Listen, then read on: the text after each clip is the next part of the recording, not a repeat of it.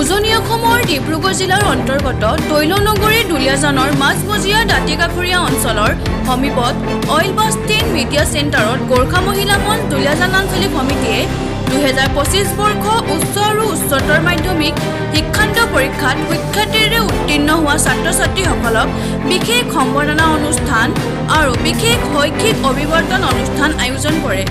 এই অনুষ্ঠানত বিশিষ্ট বক্তা হিচাপে উপস্থিত থাকে সদৌ অসম গোৰ্খা ছাত্ৰ সন্থা ডিব্ৰুগড় জিলা সমিতিৰ সহকাৰী সাধাৰণ সম্পাদক শ্ৰী দামোদৰ শৰ্মা। উপস্থিত হৈ ছাত্ৰ-ছাত্ৰীসকলৰ শিক্ষাৰ ক্ষেত্ৰত বহু বক্তব্য দাঙি ধৰে।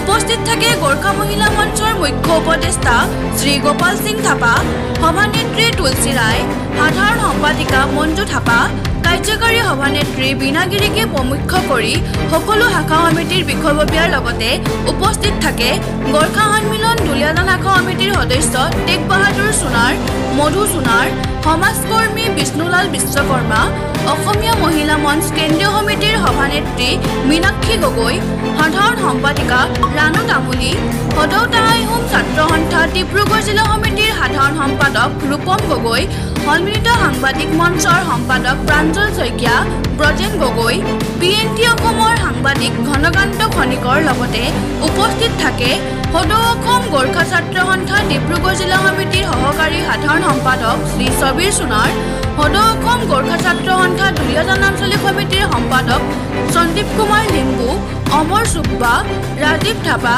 কৃষ্ণ চুব্বা, ভাদৌ শাখা সমিতিৰ সভাপতি সুৰজ ডঙকে প্ৰমুখ্য কৰি সকলো বিষয়ববীয়া বিভিন্ন দলৰ সংগঠনৰ শিক্ষাগুৰু, সমাজকৰ্মী আৰু যথেষ্ট সংখ্যক ৰাইজৰ উপস্থিত হোৱা দেখা যায়। ডিব্ৰুগড়ৰ পৰা ৰোহিত গুৰুঙৰ ৰিপৰ্ট, টাইম 60 অসম।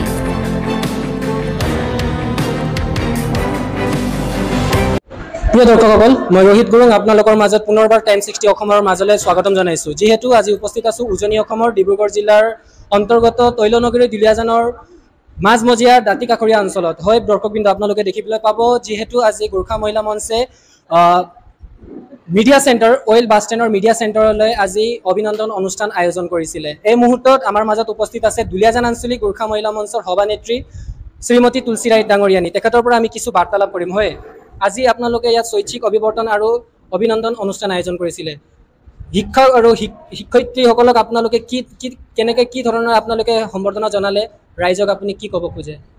হয়, আজি আমি যিহেতু গোৰ্খা মহিলা মঞ্চ দুলীয়াজান আঞ্চলিক সমিতিৰ উদ্যোগত আৰু গোৰ্খা মহিলা মঞ্চ নগৰ শাখা সমিতিৰ সহযোগত আজি আমি ইয়াতে 2025 বৰ্ষত অৱতীৰ্ণ হোৱা মেট্ৰিক আৰু হাই ছেকেণ্ডেৰী পৰীক্ষাত সুখ্যাতিৰে উত্তীৰ্ণ হোৱা ছাত্ৰ ছাত্ৰীসকলক আমি শৈক্ষিক অভিনন্দন অনুষ্ঠান আয়োজন কৰিছোঁ। 2025 বৰ্ষত সুখ্যাতিৰে মেট্ৰিক আৰু হাই ছেকেণ্ডেৰী পৰীক্ষাত অৱতীৰ্ণ হৈছে তেওঁলোকক লৈ আমি একোখন সমাজ, একোখন জাতিৰ ভৱিষ্যত আশা কৰিব পাৰি আৰু দেশৰ সুপৰিকল্পনা আমি চিন্তা কৰিব পাৰি।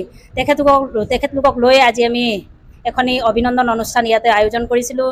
এই অনুষ্ঠানত বিভিন্ন ঠাইৰ পৰা আমি শিক্ষাগুৰুসকলক আমন্ত্ৰণ কৰিছিলোঁ, লগতে বিভিন্ন জাতীয় দল সংগঠনৰ সকলক আমি আমন্ত্ৰণ কৰিছিলোঁ। তেওঁলোকে উপস্থিত থাকি তেওঁলোকৰ বহুমূল্য সময় দি আমাক আজি আমাৰ এই অভিনন্দন অনুষ্ঠানটি সাফল্যমণ্ডিত কৰাত সহায় সহযোগ আগবঢ়াইছে। গতিকে গোৰ্খা মহিলা মঞ্চৰ তৰফৰ পৰা মই আজি উপস্থিত থকা সম্পূৰ্ণ বিশিষ্ট অতিথিসকল, লগতে আমাৰ বিভিন্ন জাতীয় দল সংগঠনৰ সভানেত্ৰী সম্পাদিকাকে লৈ, সভাপতি সম্পাদককে লৈ আৰু লগতে গোৰ্খা মহিলা মঞ্চৰ আমাৰ মুখ্য উপদেষ্টা মণ্ডলীক আৰু গোৰ্খা মহিলা মঞ্চৰ সমূহ বিষয়ববীয়াকে মই আন্তৰিক ধন্যবাদ জ্ঞাপন কৰিব বিচাৰোঁ। ধন্যবাদ। জয় আই অসম, জয় গোৰ্খা। অন্তত আপোনাক মই এটা প্ৰশ্ন সুধিব খুজিছোঁ। গোৰ্খা মহিলা মঞ্চ দুলীয়াজান আঞ্চলিক সমিতিয়ে বিশেষভাৱে ছাত্ৰ ছাত্ৰীৰ কাৰণে দীৰ্ঘদিনৰ পৰা কি ধৰণৰ কাম কাজ চলিছিলে বা সিহঁতৰ উজ্জ্বল ভৱিষ্যতৰ কাৰণে আপোনালোকৰ কি প্ৰচেছৰ আপোনালোকে কাম চলাই গৈছে, কি ক'ব খোজে? হয়, আমি গোৰ্খা মহিলা মঞ্চে সদায় বিদ্যাৰ্থীসকলক যিটো ঠাইত যাক যেনেকৈ সুবিধা লাগে তেওঁলোকে যোনটো প্ৰকাৰে আমাক সুবিধা বিচাৰে আমি 100% নহ'লেও আমি 50% হ'লেও তেওঁলোকক আমি সহায় সহযোগ আগবঢ়াইছোঁ আৰু অনাগত দিনতো আমি শিক্ষাৰ ক্ষেত্ৰত সদায় তৎপৰ থাকিম বুলি প্ৰতিশ্ৰুতি দিছোঁ। কেইবাগৰাকী আপোনালোকে কিমানগৰাকীক ছাত্ৰ ছাত্ৰীলৈকে আপোনালোকে অভিনন্দন জনালে, কি ক'ব খুজিছে? আজি আমি ইয়াতে 85 গৰাকী বিদ্যাৰ্থীসকলক অভিনন্দন জনাইছোঁ। উঠি অহা নৱপ্ৰজন্মক আপোনালোকে কি ক'ব খুজিছে? এইটোৱে ক'ব বিচাৰোঁ যে শিক্ষাই হৈছে মানুহৰ জীৱনৰ আটাইতকৈ মূল্যৱান সম্পদ। শিক্ষা নহ'লে শিক্ষাবিহীন জীৱন অন্ধকাৰ হয়, কিয়নো পুথি অধ্যয়নৰ দ্বাৰা আমি দূৰৰ মণিক হাততে পোৱা যায়। গতিকে আজি যিসকল বক্তাই আমাৰ বিদ্যাৰ্থীসকলক যি সুন্দৰ প্ৰক্ৰিয়াৰে শিক্ষা জীৱনত কেনেকৈ আগবাঢ়িব লাগে, কি ধৰণে তেওঁলোকে পুথি অধ্যয়ন কৰিলে নিজৰ জীৱনত সাৰ্থক লাভ কৰিব পাৰিব, এই আটাইবোৰ কথা যি সুন্দৰ প্ৰক্ৰিয়াৰে তেওঁলোকে বুজাই গ'ল, তেওঁলোকে মই ভাবোঁ তেওঁলোক নিশ্চয় উপকৃত হ'ব। তেওঁলোকৰ লগতে তেওঁলোকৰ পৰিয়ালবৰ্গ, অভিভাৱক অভিভাৱিকাও উপকৃত হৈছে বুলি মই আশা কৰোঁ। ধন্যবাদ ডাঙৰীয়ানী। এয়া আছিল আমাৰ গোৰ্খা মহিলা মঞ্চ দুলীয়াজান আঞ্চলিক সমিতিৰ সভানেত্ৰী তুলসী ৰায় ডাঙৰীয়ানী, তেখেতক আমি ধন্যবাদ জ্ঞাপন কৰিছোঁ। টাইম 60 অসম চাই থকা সকলো দৰ্শকবৃন্দৰ পৰা মই ৰোহিত গুৰুং বিদায় ল'বলৈ বিচাৰিছোঁ। পৰৱৰ্তী সময়ত আপোনালোকৰ মাজত পুনৰবাৰ মই বাৰ্তা লৈ আনিবলৈ চেষ্টা কৰিম। ধন্যবাদ।